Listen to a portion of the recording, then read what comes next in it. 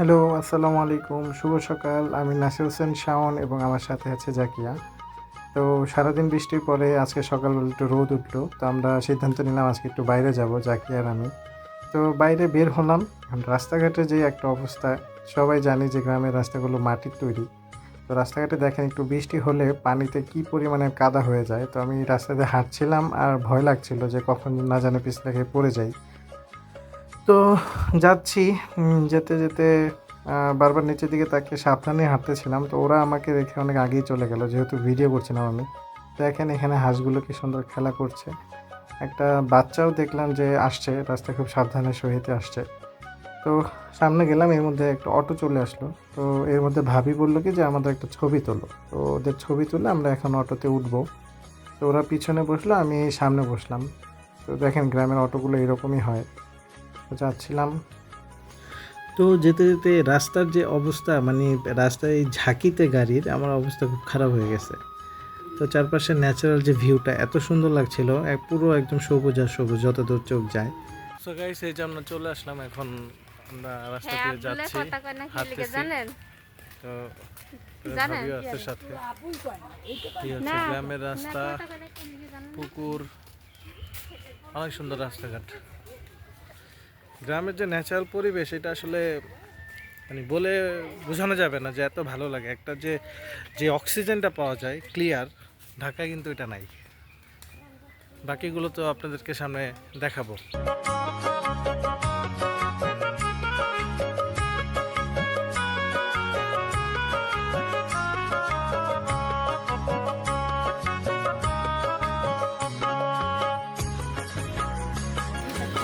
তোমার গাড়িটা আমার দিবা? হ্যাঁ, দাও। এই গাড়িটা নিয়ে আমি যাই ঢাকায়, ঢাকায় চলে যাই। হ্যাঁ, যাবো না, নিয়ে গেছি। হ্যাঁ, দিব না। আর তোমরা যে কালকে ঘড়ি ঠিক করে গেছে, আমার 50 টাকা দিছো কখন? কালকে। আজকে ঘড়ি নিয়ে যাবো, তারপর কালকে টাকা দিয়া ঘড়ি নিবা।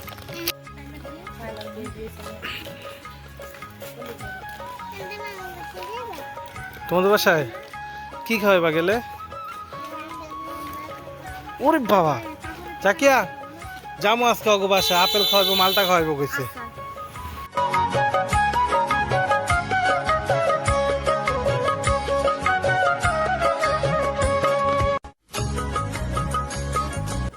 তো যেতে যেতে গ্রামের পিচ ঢালা ভাঙা রাস্তায় অনেক সুন্দর লাগছিল। যতদূর চোখ যাচ্ছিল মনে হচ্ছে যে চারিদিকে সবুজ আর সবুজ।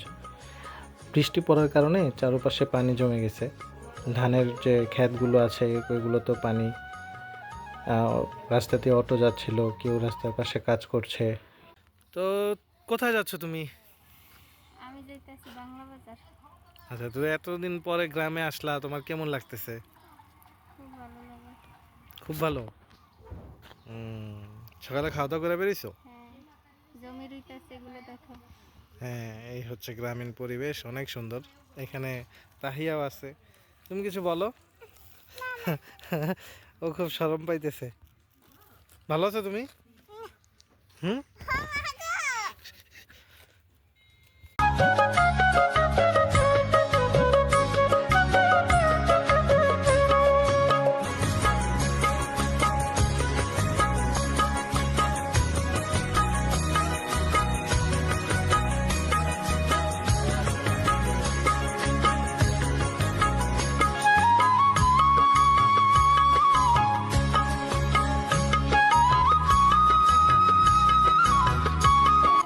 গ্রামের সবথেকে বেশি যেই জিনিসটা আমাকে মুগ্ধ করেছে এটা হচ্ছে এই জিনিসটা, যে একটা জমির ভিতরে সবাই মিলে যে ফসল লাগানোর যে ভিউ। আমরা সবসময় এই জিনিসটা টিভিতে দেখি বা কোনো ওয়ালপেপারে দেখি, যে এটা সরাসরি না দেখলে কেউ বুঝতে পারবে না যে এইটার কী পরিমাণ একটা সৌন্দর্য। দেখেন কত সুন্দর পুরো জমিতে ফসল লাগানো, তো সবাই একটা একটা করে ফসল লাগাচ্ছে। তো এর ভিতর দিয়ে এই যে দেখেন গ্রামে যেই যানবাহনটা সবথেকে বেশি চলে, একটু টমটম টাইপ, এটাকে টমটম বলে। তো গাইস, আমরা অবশেষে চলে আসলাম আমাদের আত্মীয়র বাড়ি। তো দেখুন গ্রামের যে একটা মানে খাবার দাবার আমাদের জন্য কত কিছু করেছে শর্ট টাইম। আমরা জাস্ট হাঁটার উপরে আসলাম, আমাদের জন্য নুডলস নিয়ে আসলো, বিস্কুট দিল, চা দিল, ফ্রুটস দিল। তো গ্রামের যে গ্রামীণ পরিবেশে যে রান্না করা মাটির চুলায় সেটা মানে ফ্লেভারটাই আলাদা। তো খাওয়া দাওয়া শেষে আমরা এখন বাড়ি যাওয়ার পালা, আমরা বাড়ি যাচ্ছি। তো রাস্তাঘাটে দেখেন যে মাদ্রাসা ছুটি হয়েছে, সবাই মাদ্রাসা যাচ্ছে এবং বাচ্চাদেরকে মানে অনেক সুন্দর লাগছিল যে সব বাচ্চারা টুপি পরে স্কুল ব্যাগ কাঁধে নিয়ে মাদ্রাসায় যাচ্ছে। ভাঙা রাস্তা, আমরা যাচ্ছিলাম আর গাড়ি শুধু ঝুঁকতেছিল একবার এই পাশে একবার এই পাশে। তো এই অবস্থায় আমরা অলমোস্ট প্রায় বাড়ির দিকে চলে আসলাম এবং যেতে যেতে দেখেন এই হলো অবস্থা। তো এই যে জাকিয়া পিছনে আছে, তো এই যে বাড়ির রাস্তায় আবার সেই কাদা রাস্তা দিয়ে বাড়ির ভিতরে ঢুকলাম। ঢুকে ওই রকম বাড়িতে কেউই নেই, সবাই সবার মতো কাজে ব্যস্ত। তো বাড়িতে যাচ্ছি আমরা। তো গাইস বাড়িতে যখন ঢুকলাম তখন খুব সাবধানে সহিত ঢুকলাম, কারণ যেহেতু মাটির রাস্তা, তো রোদ ওঠার কারণে রাস্তাটা একটু হলেও শুকাইছে। তো হঠাৎ চোখে পড়লো যে কলা গাছে অনেকগুলো কলা ঝুলছে, যদিও কলাগুলো পাকা না, পাকা হলে একটা একটা করে ছিঁড়ে ছিঁড়ে এখনই খেয়ে ফেলতাম। তো এই যে দেখেন কি সুন্দর লাগছে। আর পাশে এটা হচ্ছে আমার কাকার ঘর, আর এখন ঘরে ঢুকবো, ফ্রেশ হবো। ভালো থাকুন সবাই, আল্লাহ হাফেজ।